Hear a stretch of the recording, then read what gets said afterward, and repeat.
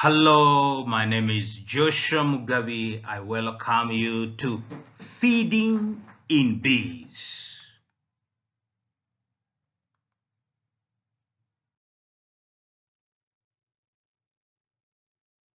The honeybees feed on nectar and pollen, both of which are collected from flowers.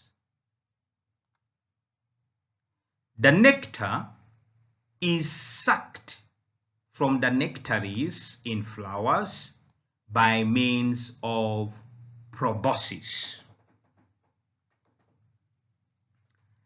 The proboscis is tackled back under the thorax when not in use. So we are looking at the feeding in bees, and we know that honeybees, they feed on nectar and pollen, which they get from flowers. The nectar, when sucked from the nectaries in the flowers, it is sucked by the mouth part, which we call the proboscis. Here we have the proboscis, but we have different parts of the mouth part, as we are seeing here. All of these ones, this one, they form the mouth parts, which form the proboscis. And here we have the jaw. This is a jaw, and this one is a jaw. So it is the proboscis that is responsible for sucking the nectar and the pollen.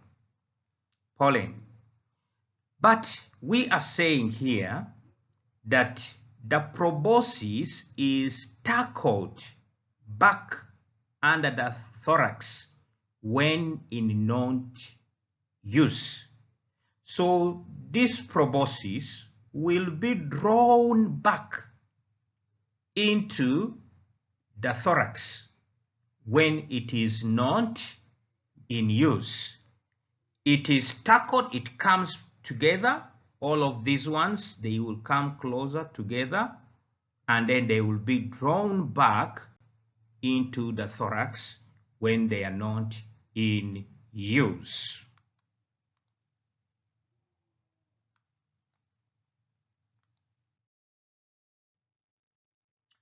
So now we want to look at the different parts.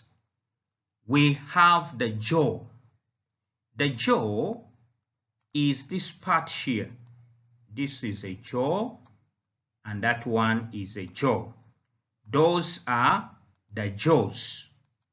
Now, these jaws, they manipulate the wax in making the cells and cut cappings of the cells. Now, the cells are the ones where they keep the honey.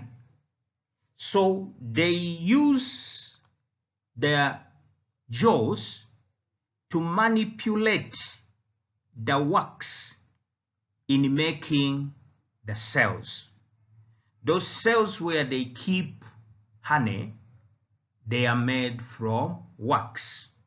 And then also these jaws are used in the capping of the cells. Now we have talked about the proboscis. What we have here is the proboscis when all the other parts have come together. These parts that we have here, this one, and this one, they come together. We say that they are tackled and then they are drawn back into the thorax. So when they come together, this is how they look like. This is our proboscis, and inside we have the tube through which the nectar is drawn, and that tube is here. So all of these ones will come closer, and then they will form this proboscis, which will be drawn back into the thorax when it is not in use. We have the mouth parts, which fit together to form the proboscis. What we have been saying, that these mouth parts here, this one joins with this one, all of them, they join together, and when they join together, now they form a structure which is our proboscis, that one.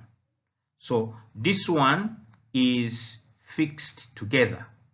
Now that one can be drawn back and kept in the thorax in case it is not in use. That is the mouth part.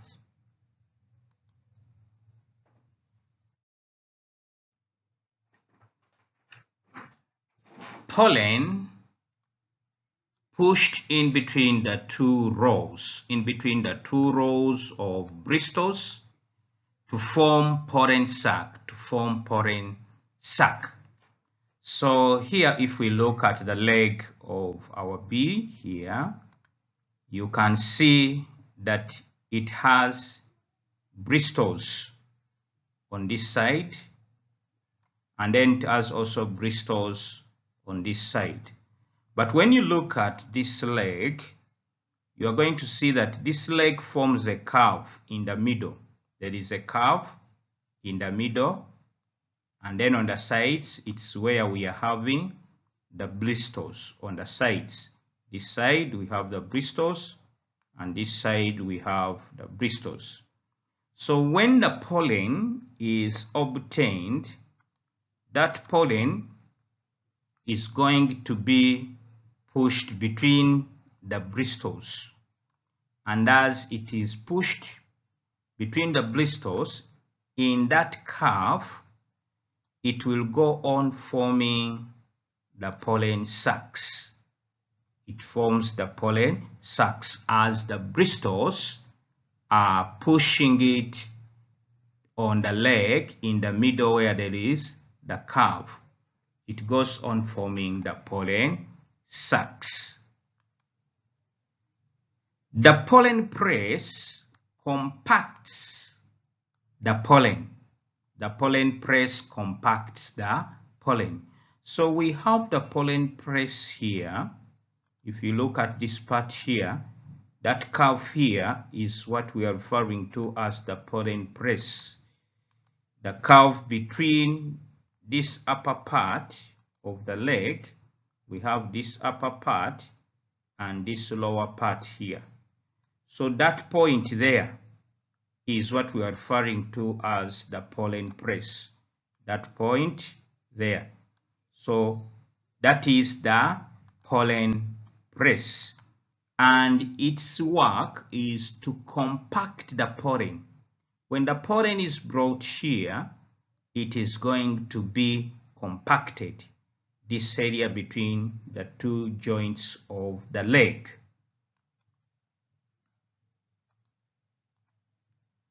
Then the pollen comb, this one collects the pollen from the body. It collects the pollen from the body. So if you look at this one, the part of the leg here, it has bristles, small bristles. If you can see those bristles there, they are very tiny bristles, black bristles. Those black bristles are the pollen comb. They are like a comb, and their work is to collect the pollen which has dusted on the different parts of the body. So when it is dusted, it is going now to be poured, and then it will be formed into the pollen sac.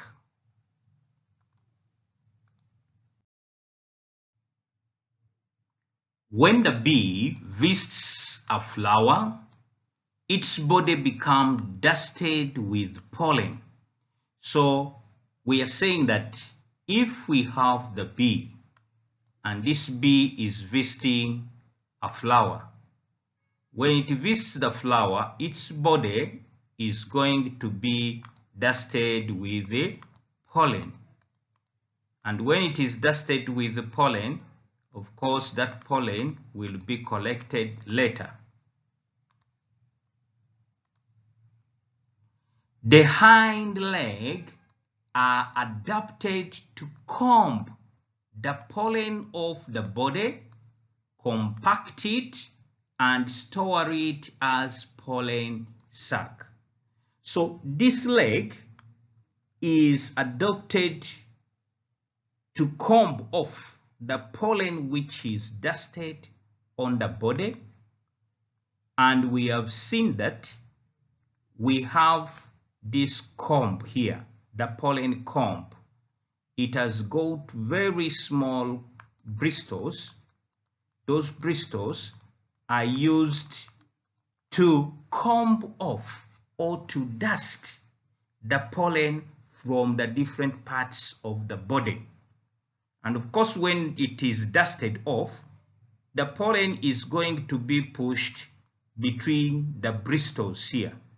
And when it is pushed between the bristles here, it will go on forming the pollen sacs.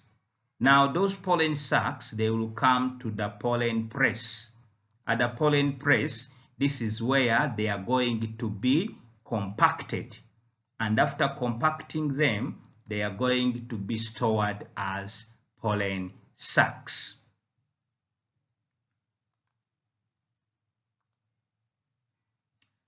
These are pushed into cells in the hive when the bee returns.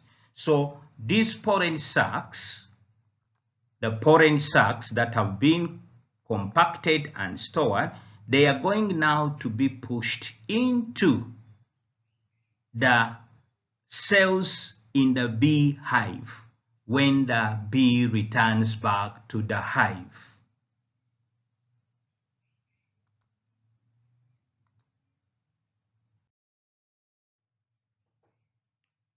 Now, a bee returning to the hive forms from a good source of nectar, performs a dance on a vertical comb. So now we are looking at the bee. The bee is going to inform the other bees in the hive where the source of honey is, or nectar and the pollen. So when it comes back to the hive, we are having our hive here. When it comes back to the hive, the bee is going to perform a dance on the vertical comb. It is going to perform a dance on a vertical comb. So this is our hive, and the bee has come back. So it is going to provide a dance. This is our hive, and this is the type of dance it is going to perform. But this type of dance is going to be on a vertical comb. Vertical. It is going to be vertical. And this vertical is going to be the direction which is going to show the other bees where the source of honey or where the source of pollen and nectar are.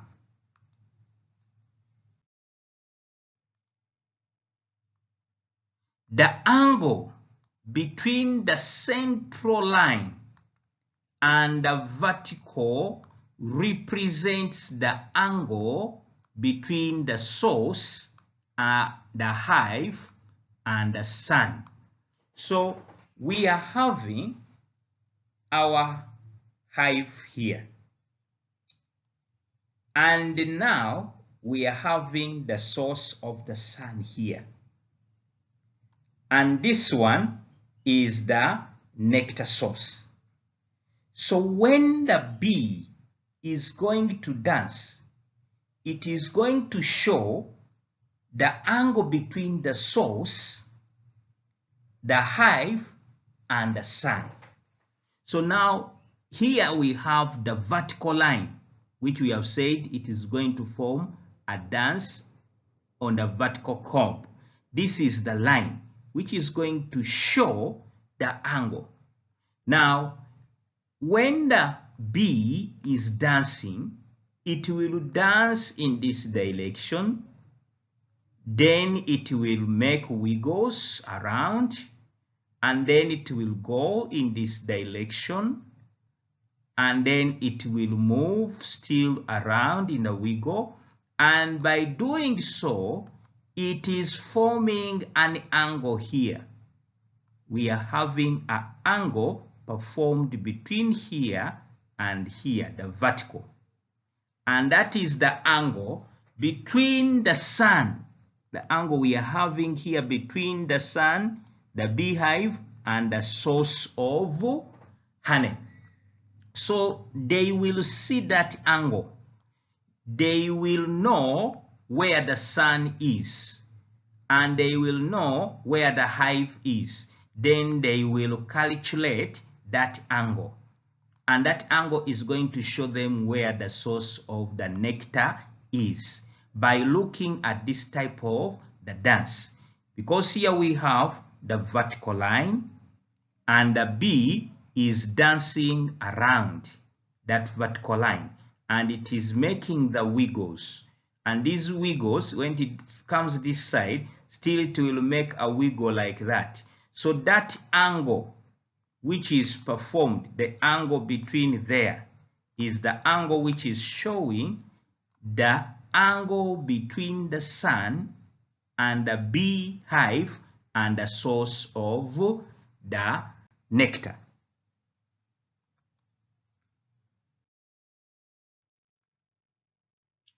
The degree of wiggle in this line indicates the distance, or the waggle means greater distance.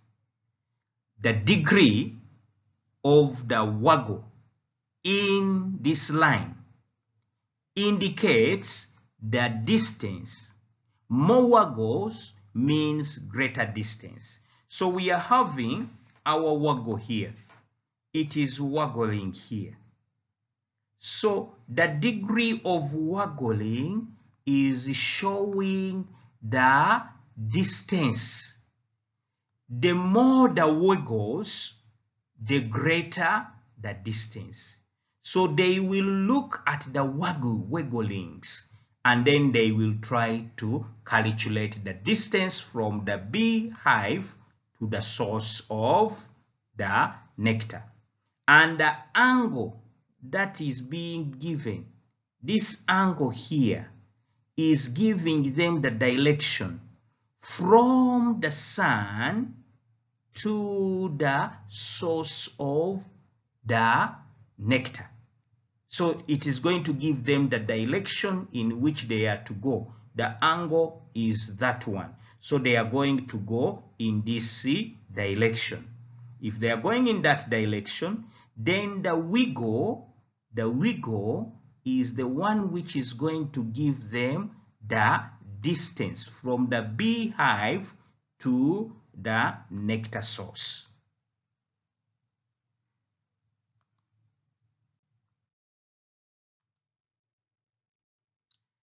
Other workers in the darkness of the hive follow the dancing bee, and so they learn the direction and the distance of the nectar source.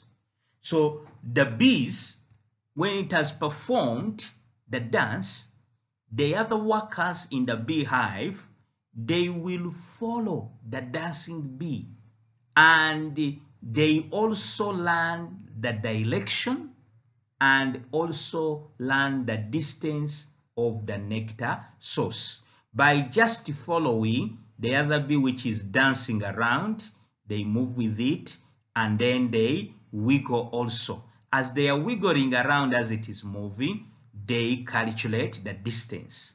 And then they will also know the angle, and that angle is going to tell them the direction to take where the source of nectar is.